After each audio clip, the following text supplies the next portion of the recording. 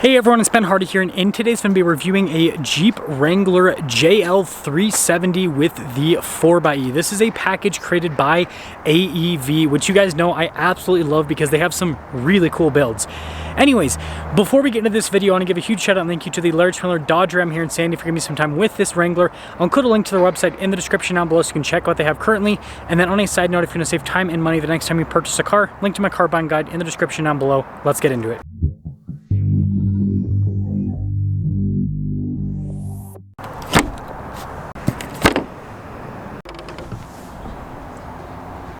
So powering the 4XE is a turbocharged 2-liter 4-cylinder that is paired to a hybrid system and an 8-speed automatic transmission. Power outputs are 375 horsepower and then 470 pound-feet of torque. Now the 4XE is normally supposed to get over 20 miles of electric driving range, but with the size of tires that this Jeep has now, I'm not sure that is a thing anymore.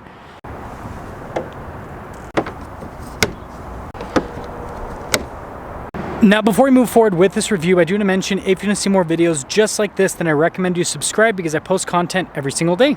So starting with the hood, you guys can see here with the 4XE decal, and I think this looks really cool with the AEV decal. It all comes in together really well. And this one's finished in bikini, which is a very bright color. It does look a little bit funny with the blue accenting, I will say that. Now this is a pretty loaded up Wrangler, so you can see the LED lights here with this package. And then we've got the bumper from AEV. This thing looks absolutely incredible. We have light pods. We've got a winch with it as well. Still has the fog lights and all of that. And then you guys can see the protection underneath. We also have a light bar. I don't know if you noticed that right there. So tons of lighting elements with this. And it looks like this also has a steering stabilizer too. But regardless, when you put it all together, I mean, this thing, look at that. Stock Wrangler, and that one has a winch, by the way. That thing looks wimpy compared to this AEV Wrangler. Now around the side here, we've got 37s wrapped around 17-inch wheels in the front and over in the rear. And this is why, yeah, you're probably not going to get the EPA range with the plug-in hybrid system anymore. If you're running the exact setup, 37 by 12.5 by 17. I love the AEV wheels. They actually have this to protect the valve stem, which is a really cool feature. And then you have the Bilstein shocks as part of this package. So this is lifted, but you also have the custom Bilstein shocks that are calibrated for the 4XE based on how much it weighs. And then you can see here with the normal Wrangler fender flares, got AEV here. And I like how AEV put blue on their badge to match with the 4XE. That's pretty cool attention to detail. You got rock rails here. It looks like those are from the factory. And then if you're wondering, with the rear shock setup, here's what it looks like in the back. And then here is your full side view with this 4XE AEV.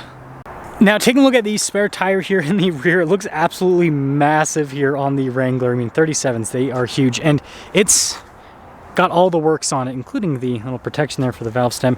And you guys can see how it's mounted into the Jeep. So that's gonna make sure it's extra sturdy. And I love this here with the rear bumper. Got light pods in the rear bumper as well.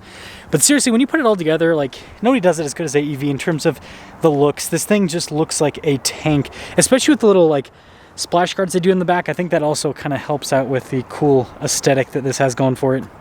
And popping inside, we're not going to go over all the elements. So being a loaded up Wrangler, it's actually isn't soft touch here at the top, interestingly enough. But you got nice padding here on the door panel.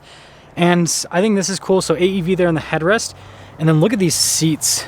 Really nice trim perforated all down the center portion. And then being a 4XE, you've got the different modes here for the hybrid system. You got your hybrid mode, electric, and then your e-save mode. And you have some blue accenting, like on the steering wheel too, and then throughout on the dash as well. And this is built off of a Rubicon, so we do have front and rear lockers. We got sway bar disconnect as well.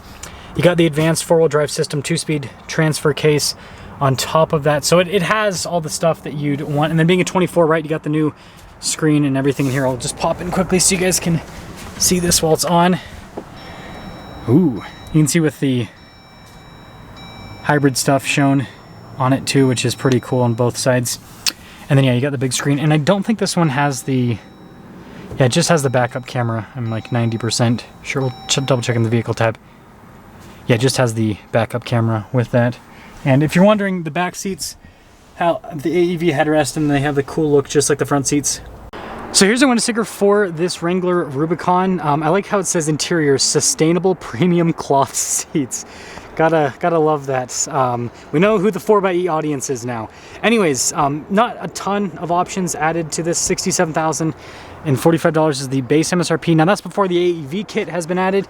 So you can see all of the stuff that's been added with the AEV kit that comes standard right here. And then you guys can see here with the options on this. And then there is your total MSRP, $95,525 after all options. And let's see how it drives.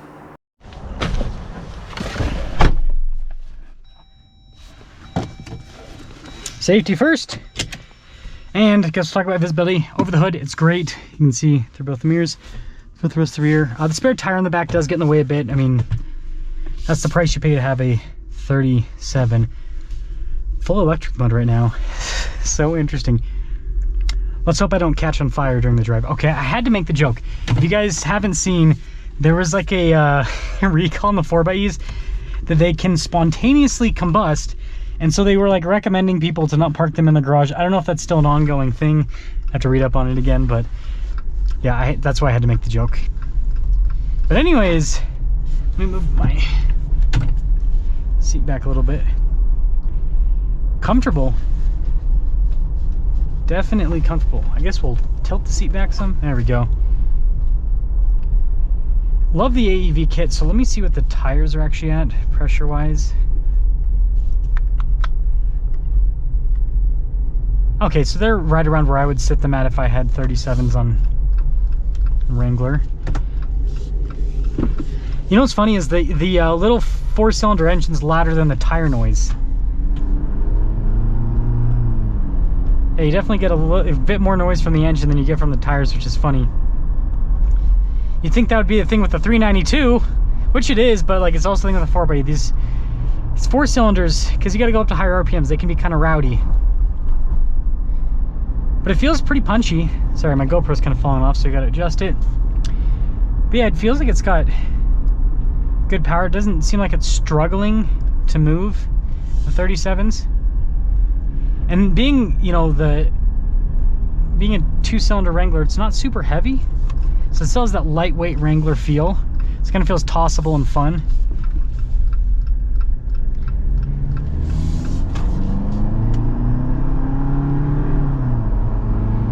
Yeah, it doesn't seem like it's struggling to move the 37s at all. I mean, the biggest tire, at least from my knowledge, the biggest tire you can get on the 4xe from the factory is 33s. I don't think they offer the 4xe with bigger than 33s. Just went into full electric mode again. Definitely not as quick as the 392, that's for sure, but it's quick. It's better than a V6. I wonder what the actual, this isn't gonna be accurate for the fuel economy. I wonder what the actual fuel economy rating would be if you know, daily drove this and everything, put some miles on it, charged it up on a regular basis. I'm curious with 37s. Curious what the 4xe would do. Yeah, ride quality is so good. So the thing I love about these Bilstein shocks is they've got solid compression. So when you go over bumps, it doesn't fully erase them, but it does a pretty good job. And then it kind of firms things up enough to where this handles well for Wrangler. Again, you think 37s going around the corner, it still is a big SUV, but it handles a lot better than you'd think considering what this is. So I think that's really cool, if you ask me. And braking's not weird. Again, with the 4xe stuff, and let's see what the regen does with 37s. I'm interested to see how that performs actually.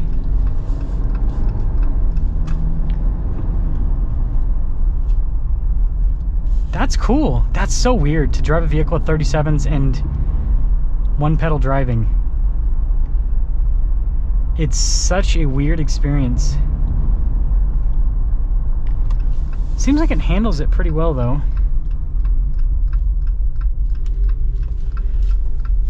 So let's get into summing things up here. I like this a lot more than I thought I would. Because, but I mean, the one thing I don't know, like, I guess I'd like to see what the actual battery range is with the 37s, because if it's like 5 miles, it's like, what's the point, right? And then also fuel economy, because with my 392, I'm able to get like, with 35s, I'm able to get like 16 miles per gallon on average. So if this was 14 miles per gallon, like, yeah, not gonna happen, right? I'd rather get a 392. But yeah, I mean, if you could still get decent range with this, and if the fuel economy was substantially better than a 392, because the fuel economy, if you don't know, the fuel economy in a 2.0 turbo or a V6 with 37s, it's horrible. It's like 12 miles per gallon. So if this could beat the 392 with fuel economy, then I think that it'd be worth it. Someone did the turned off the line function. I am not big brain enough to deal with no lines. And some people like that. I don't understand, because then you can't. You have to kind of, I guess you can memorize, but you can't tell where the vehicle's going. Man, they got a lot of 4x's. Got a Willys too. Got all these bikini Wranglers. You know what's weird is I always see these at the Jeep dealers, the bikinis, but I never see them on the road. I don't know if people just like park them and don't ever drive them, or I don't know. Like, because it's, you know, it's not a super common color, so I wonder if it's people are like holding them for waiting until they can sell them at Barrett Jackson in the future. But yeah, I guess to come full circle, as long as the economy's there, then I think this is really cool. If the economy's not there, then I'm on the fence about it. But I do like the style of this, again, with the blue, and I like how AEV, because this is all AEV, these seats. This is the AEV package. So they did the blue and the headrest to match, and then the stitching. And this feels high quality.